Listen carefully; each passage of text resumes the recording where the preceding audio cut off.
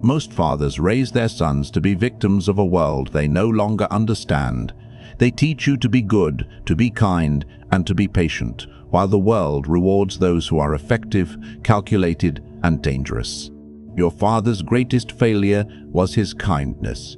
He looked at you and saw a child to be protected rather than a successor to be forged. He gave you the map to a world that died 50 years ago, a world of polite handshakes and meritocratic rewards.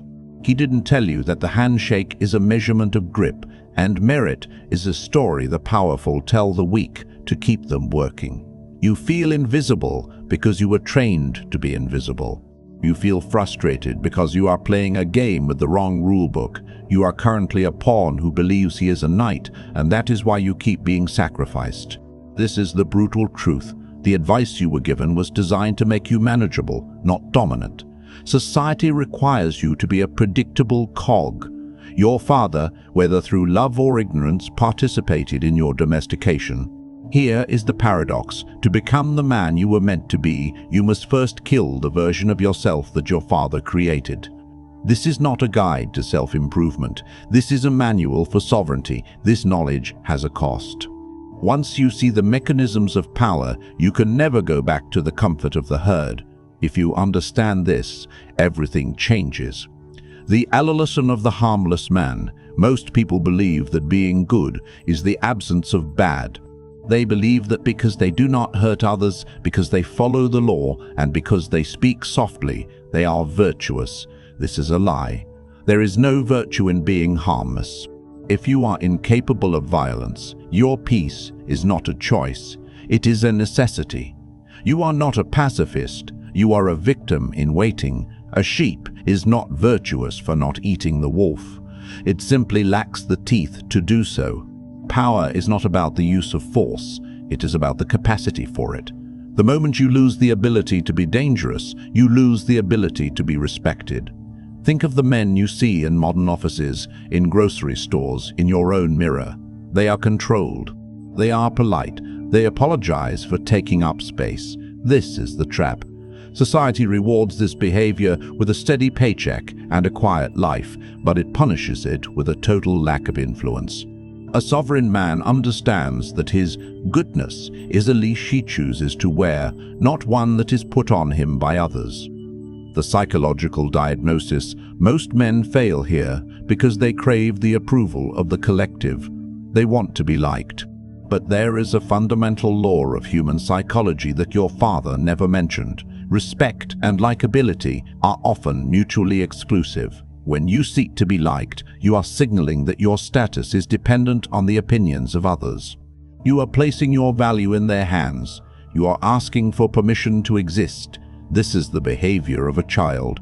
Authority is never given, it is assumed. Machiavelli understood this clearly. It is better to be feared than loved, if one cannot be both. In a modern context, this does not mean being a tyrant. It means being a man whose disapproval has consequences. The weaponized insight, the threat of absence. The most potent weapon of the sovereign is his ability to walk away and never look back. Most men negotiate from a position of desperation. They need the job, they need the woman, they need the social circle. Because they need these things, they are controlled by them. They become reactive. Here is where it flips. The man who is willing to lose everything is the only one who can truly own anything. Imagine a scenario where a superior speaks to you with disrespect. The good man, as raised by his father, swallows the insult, smiles, and tries to work harder to earn favor. He has just signaled that he is a resource to be exploited. The sovereign man does not react with emotion. He does not argue. He simply withdraws his presence. He creates a vacuum. Silence is not a lack of communication. It is a terrifying form of it. By remaining silent and detached, you force the other person to confront the reality of their own overreach.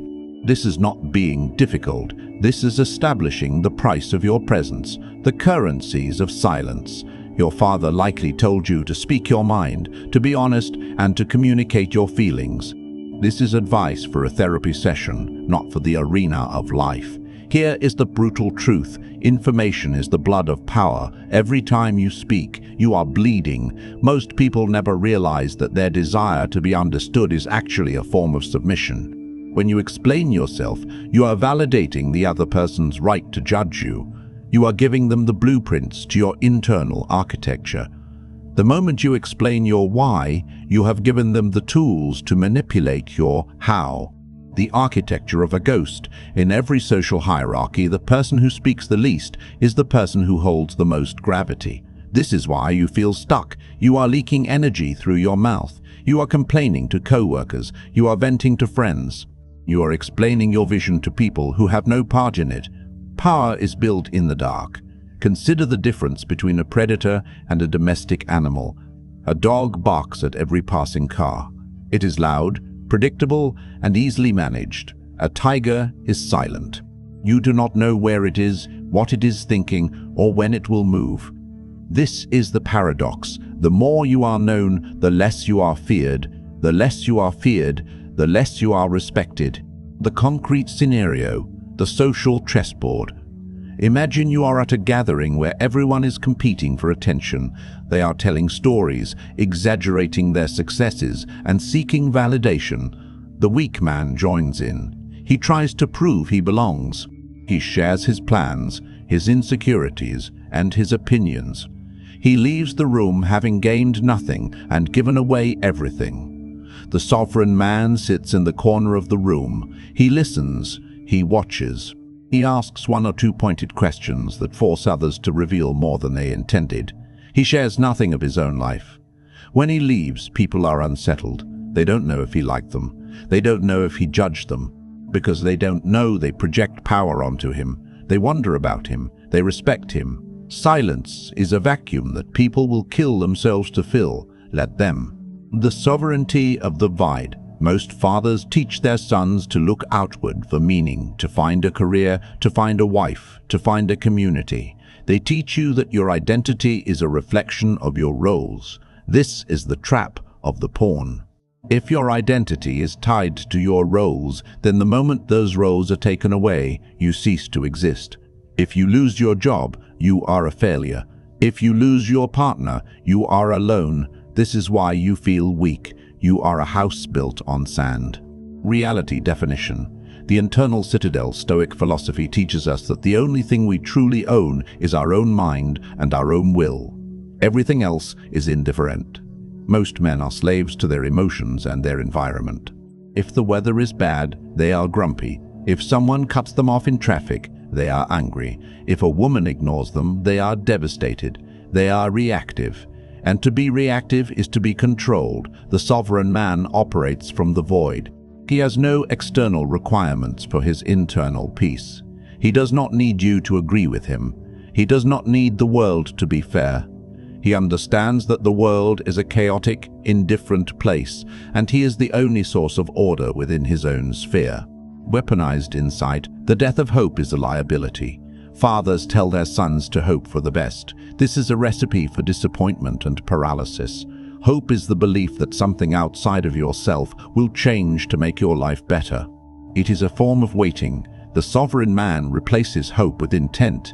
He does not hope the business succeeds. He engineers its success, or he accepts its failure and moves to the next objective. When you kill hope, you kill fear. If you expect nothing from the world has no power to hurt you. This is the part most people miss. The most dangerous man is the one who has already accepted the worst-case scenario. He is liberated. He can take risks that others find suicidal. He can stay calm while the ship is sinking. This is where power actually lives. It lives in the man who needs nothing. The excellence of competence. There is a lie that hard work is the path to success. Your father probably worked hard. And yet, he likely ended up tired, overlooked, and replaceable. Hard work is a commodity. It is cheap. Anyone can work hard. Power is not found in hard work. It is found in unique competence. Most men fail because they become useful. If you are useful, you are a tool. Tools are used until they are blunt, and then they are discarded. You do not want to be the person who can do the job. You want to be the person without whom the job cannot be defined. The psychological diagnosis, the trap of the nice guy worker. The nice guy worker, the size in the office, stays late, takes on extra work, and never complains. He thinks he is building equity. He is not. He is training his superiors that he has no boundaries. He is signaling that his time has no value. He is a servant who thinks he is a partner. The sovereign man does not seek to be useful. He seeks to be indispensable. He identifies the one bottleneck, the one piece of knowledge, or the one relationship that holds the entire structure together, and he gains total control over it. He does not work 80 hours a week. He works 20 hours a week on things that only he can do, and he spends the other 60 hours maintaining the illusion of his own necessity. Authority injection, the law of scarcity. Robert Greene, in the 48 Laws of Power, notes that use absence to increase respect and honor. This applies to your skills as much as your presence. If you are always available, you are common. If you are common, you are cheap. Here's where it flips. You must develop a dark skill. A dark skill is something that is vital but uncomfortable for others to handle. It might be the ability to fire people. It might be the ability to navigate a complex legal minefield. It might be the ability to stay calm in a crisis that makes everyone else vomit. When you own the dark skills, you own the light. The architectures of distance. Your father likely taught you that familiarity is the goal of relationships, to be one of the guys, to be relatable. This is the fastest way to lose influence. Familiarity breeds contempt. This is a law of human nature as old as time. The more people know about your mundane habits, your small fears, and your trivial preferences, the more they see you as their equal.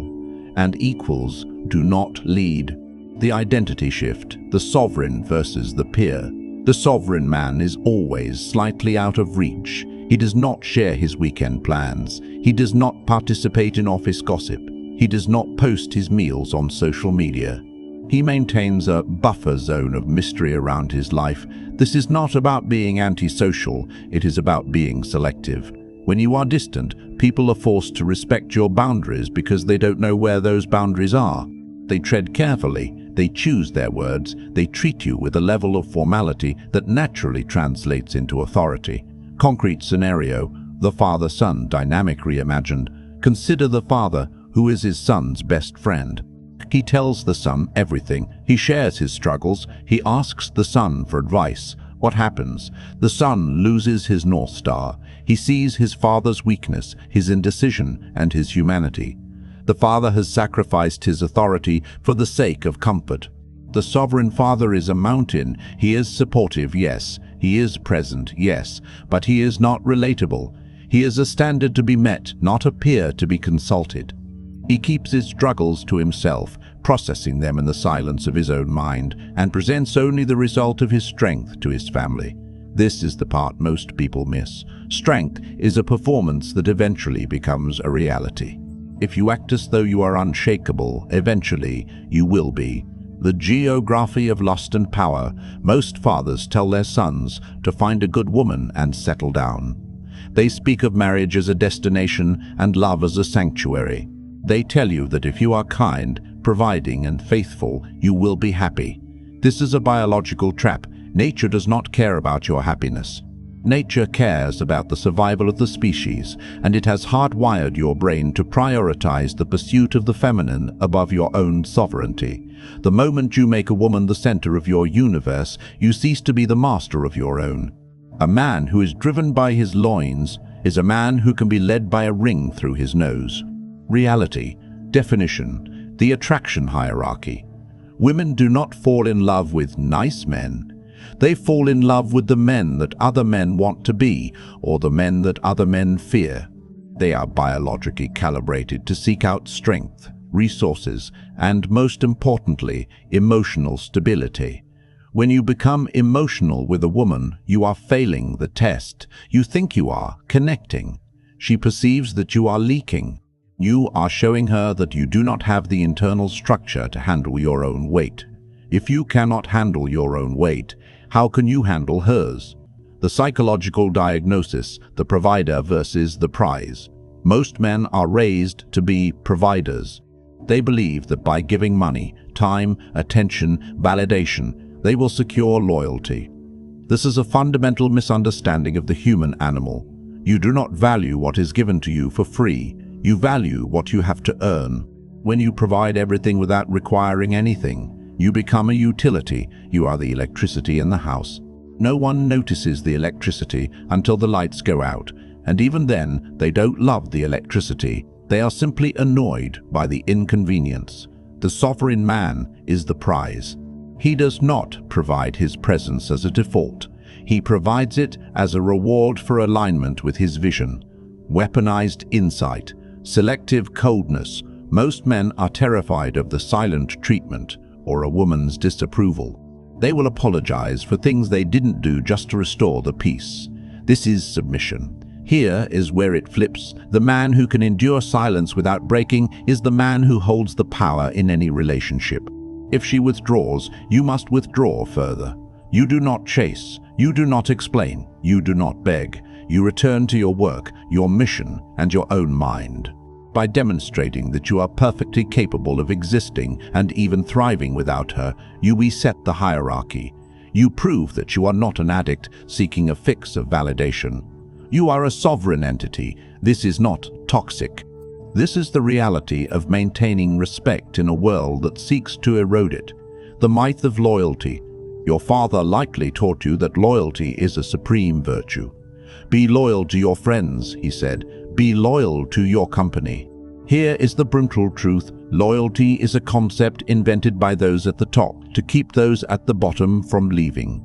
It is a one-way street paved with the corpses of good men who stayed too long at a dying company or with a toxic social circle. In the realm of power, there is no loyalty. There is only alignment of interests, reality definition, the fluidity of allegiance. The moment your interests no longer align with someone else's, loyalty becomes a suicide pact. People will tell you that you've changed. What they mean is that you are no longer easy to manipulate. They will accuse you of being selfish. What they mean is that you have stopped prioritizing their needs over your own. You must view every relationship, professional or personal, as a temporary alliance. This sounds cold because it is, but coldness is the only thing that prevents you from being burned. The concrete scenario, the corporate execution. Imagine you have worked for a company for 10 years. You have been loyal. You have worked late. You have turned down other offers because you felt a sense of duty. Then a recession hits. A new CEO is appointed. He does not know your name. He only sees your salary on a spreadsheet. He fires you on a Tuesday morning via a pre-recorded video. Where is your loyalty now? It is a ghost. It never existed. It was a story you told yourself to feel safe. The sovereign man has no loyalty to a logo. He has loyalty to his own growth and his own family's security. He is always looking for the next move. He stays only as long as the environment serves his ultimate objective. The moment the value exchange becomes lopsided, he is gone. No drama, no resentment, just a calculated exit. Disixlipin, ASAW of terror. Society talks about discipline as a way to get fit or be productive. They make it sound like a chore, something you do so you can eventually relax. This is the perspective of a slave. For the sovereign man, discipline is not about productivity. It is about self-domination. It is the process of killing the child within you, the part of you that wants comfort, the part of you that wants to sleep in, the part of you that wants to eat poison because it tastes good. Authority injection. The samurai's mindset. Miyamoto Musashi did not practice the sword to feel good. He practiced so that he could be an instrument of absolute precision and lethality. When you possess total discipline, you become a source of terror to those around you. Why? Because most people are slaves to their impulses. When they see a man who is not a man, who eats with precision, who trains with ferocity, and who controls his speech with iron intent, they realize they are looking at someone they cannot influence. If you can control yourself, the world cannot control you. weaponized insight, the mask of routine. Most people fail because they wait for motivation. Motivation is an emotion. Emotions are liabilities. The sovereign man relies on the architecture of his routine. His routine is a fortress. It doesn't matter if he is tired. It doesn't matter if he is not feeling it. The routine is executed because the routine is the law. When you live this way, you develop an aura of inevitability. People begin to realize that opposing you is like trying to stop a glacier. You aren't moving fast, but you aren't stopping, and eventually you will grind everything in your path to dust. This is why you feel stuck. You are still negotiating with yourself. You are still asking your body if it wants to do the work. Stop asking, start commanding. The financial fortress, money can't buy happiness. Your father probably said this to console himself for not having enough of it. It's a lie designed to keep the poor content with their poverty. Money is not about happiness. Money is about insulation. It is the physical manifestation of your ability to say no. Reality. Definition. The price of no. If you have $1,000 in your bank account, you have to say yes to a lot of people you don't like. You have to say yes to the boss who insults you. You have to say yes to the landlord who ignores the mold in your ceiling. If you have $1,000, you can say no. If you have $10,000, you can say, get out of my sight. Power is the ability to maintain your sovereignty regardless of the environment. Money is the fuel for that sovereignty, the psychological diagnosis, the consumption trap. Most men use money to buy things that signal status to people they don't even like. They buy the car, the watch, the designer clothes. This is not power. This is a different kind of slavery. Now you are a slave to the payments. You are a slave to the image. The sovereign man uses money to buy time and distance. He lives below his means so that his means can eventually buy his freedom. He does not want the flashy car. He wants the fuck you fund. He wants the ability to walk away from any deal, any job, and any relationship without a moment's hesitation. Identity shift, the asset versus the liability. Stop looking at your life in terms of income. Start looking at it in terms of territory. Every dollar you save and invest is a soldier in your army. Every debt you take on is a chain around your neck. Your father taught you to be a good earner. I am telling you to be a conqueror of resources. The world is a giant machine designed to separate you from your capital. If you understand this, you will see every advertisement, every sale, and every social pressure to spend as an attack on your sovereignty.